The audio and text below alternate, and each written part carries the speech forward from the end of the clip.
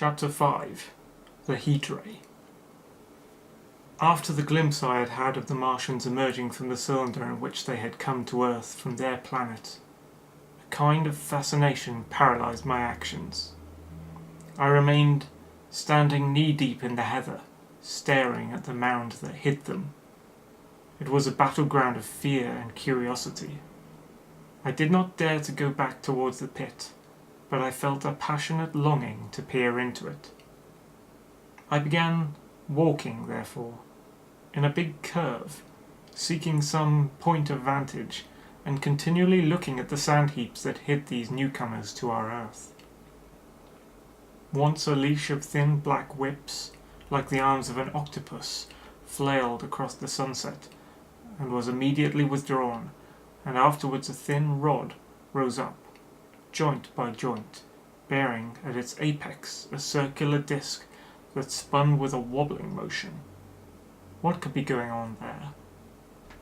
Most of the spectators had gathered in one or two groups, one a little crowd towards Woking, the other a knot of people in the direction of Chobham. Evidently they shared my mental conflict. There were few near me. One man I approached. He was, I perceived, a neighbour of mine, though I did not know his name, and accosted. But it was scarcely a time for articulate conversation. "What ugly brutes!" he said. "Good God, what ugly brutes!" He repeated this over and over again. "Did you see a man in the pit?" I said. But he made no answer to that. We became silent, and stood watching for a time side by side, deriving, I fancy, a certain comfort in one another's company. Then I shifted my position to a little knoll that gave me the advantage of a yard or more of elevation, and when I looked for him presently, he was walking towards Woking. The sunset faded to twilight before anything further happened. The crowd, far away on the left towards Woking, seemed to grow, and I heard now a faint murmur from it. The little knot of people towards Chobham dispersed. There was scarcely an intimation of movement from the pit. It was this, as much as anything, that gave people courage, and I suppose the new arrivals from Woking also helped to restore confidence. At any rate, as the dusk came on, a slow, intermittent movement upon the sandpits began, a movement that seemed to gather force as the stillness of the evening about the cylinder remained unbroken. Vertical black figures in twos and threes would advance, stop, watch, and advance again, spreading out as they did so in a thin, irregular crescent that promised to enclose the pit in its attenuated horns. I too, on my side, began to move towards the pit. Then I saw some cabmen and others had walked boldly into the sandpits, and heard a clatter of hoofs and a gride of wheels. I saw a lad trundling off the barrow of apples, and then, within 30 yards of the pit, advancing from the direction of Horsell, I noted that a little black knot of men, the foremost of whom was waving a white flag. This was the Deputation. There had been a hasty consultation, and since the Martians were evidently, in spite of their repulsive forms, intelligent creatures, it had been resolved to show them, by approaching them with signals, that we too were intelligent. Flutter, flutter went the flag, first to the right, then to the left. It was too far for me to recognize anyone there, but afterwards I learned that Ogilvy, Stent, and Henderson were with others in this attempt at communication.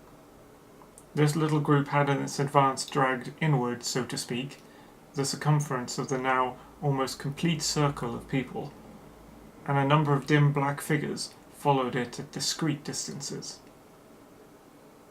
Suddenly there was a flash of light, and a quantity of luminous greenish smoke came out of the pit in 3 distinct puffs, which drove up, one after the other, straight into the still air. This smoke, or flame perhaps would be a better word for it, was so bright that the deep blue sky overhead and the hazy stretches of brown towards Chertsey, set with black pine trees, seemed to darken abruptly as these puffs rose, and to remain the darker after the dispersal. At the same time, a faint hissing sound became audible. Beyond the pit stood the little wedge of people with the white flag at its apex, arrested by these phenomena. A little knot of small vertical black shapes upon the black ground. As the green smoke arose, their faces flashed out pallid green and faded again as it vanished. Then, slowly, the hissing passed into humming, into a long, loud, droning noise. Slowly a humped shape rose out of the pit, and the ghost of a beam of light seemed to flicker out from it. Forthwith, flashes of actual flame, a bright glare leaping from one to another, sprang from the scattered group of men. It was as if some invisible jet impinged upon them and flashed into white flame. It was as if each man was suddenly and momentarily turned to fire. Then, by the light of their own destruction, I saw them staggering and falling, and their supporters turned to run. I stood staring, not as yet realizing that this was death leaping from man to man in that little distant crowd. All I felt that it was something very strange, an almost noiseless and blinding flash of light, and a man fell headlong and lay still, and as the unseen shaft of heat passed over them, pine trees burst into fire, and every dry furze bush became with one dull thud a mass of flames, and far away towards Knapp Hill I saw flashes of trees and hedges and wooden buildings suddenly set alight. It was sweeping round swiftly and steadily, this flaming death, this invisible, inevitable sword of heat. I perceived it coming towards me by the flashing bushes it touched, and was too astounded and stupefied to stir. I heard the crackle of fire in the sandpits, and the sudden squeal of a horse that was suddenly stilled.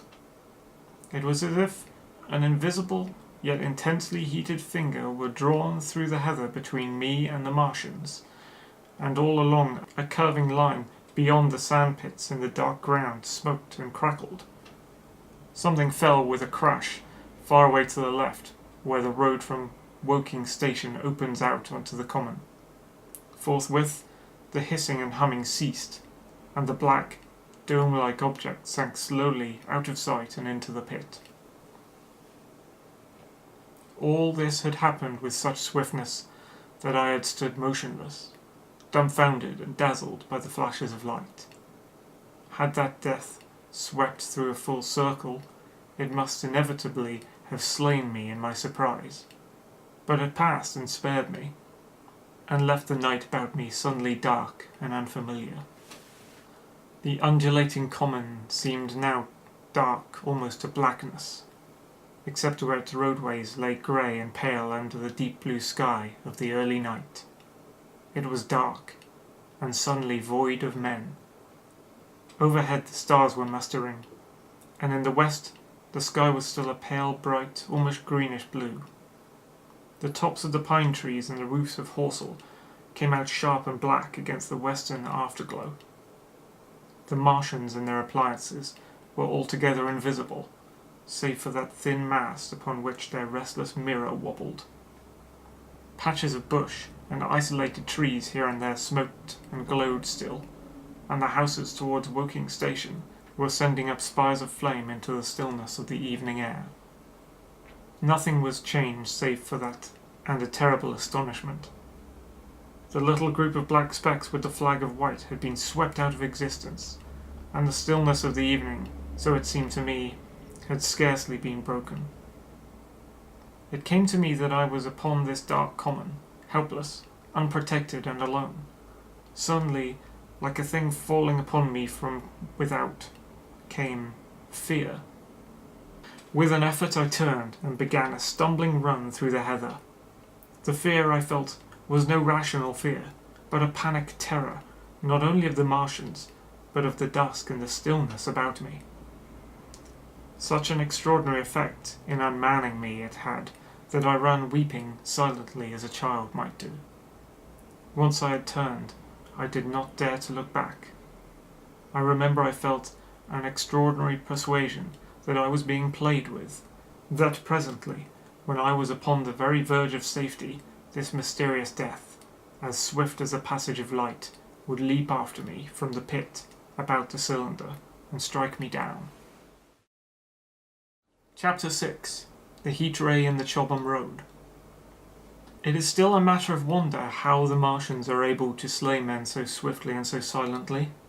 Many think that in some way they are able to generate an intense heat in a chamber of practically absolute non-conductivity. This intense heat they project in a parallel beam against any object they choose by means of a polished parabolic mirror of unknown composition, much as the parabolic mirror of a lighthouse projects a beam of light. But no one has absolutely proved these details. However it is done, it is certain that a beam of heat is the essence of the matter. Heat and invisible, instead of visible, light. Whatever is combustible flashes into flame at its touch. Lead runs like water, it softens iron, cracks and melts glass, and when it falls upon water, incontinently that explodes into steam. That night, nearly 40 people lay under the starlight about the pit, charred and distorted beyond recognition, and all night along the common from Horsell to Maybury was deserted and brightly ablaze. The news of the massacre probably reached Chobham, Woking, and Ottershaw about the same time. In Woking the shops had closed when the tragedy happened, and a number of people, shop people and so forth, attracted by the stories they had heard, were walking over the Horsell Bridge and along the road between the hedges that runs out at last upon the common. You may imagine the young people brushed up after the labours of the day, and making this novelty, as they would make any novelty, the excuse for walking together and enjoying a trivial flirtation. You may figure to yourself the hum of voices along the road in the gloaming. As yet, of course, few people in Woking even knew that the cylinder had opened, although poor Henderson had sent a messenger on a bicycle to the post office with a special wire to the evening paper. As these folks came out by twos and threes upon the open, they found little knots of people talking excitedly and peering at the spinning mirror over the sandpits, and the newcomers were, no doubt, soon infected by the excitement of the occasion. By 8:30, when the Deputation was destroyed, there may have been a crowd of 300 people or more at this place, besides those who had left the road to approach the Martians nearer. There were 3 policemen too, one of whom was mounted, doing their best, under instructions from Stent, to keep the people back and deter them from approaching the cylinder. There was some booing from those more thoughtless and excitable souls to whom a crowd is always an occasion for noise and horseplay. Stent and Ogilvy, anticipating some possibilities of a collision, had telegraphed from Horsell to the barracks as soon as the Martians emerged, for the help of a company of soldiers to protect these strange creatures from violence. After that they returned to lead that ill-fated advance. The description of their death, as it was seen by the crowd, tallies very closely with my own impressions. The 3 puffs of green smoke, the deep humming note, and the flashes of flame. But that crowd of people had a far narrower escape than mine.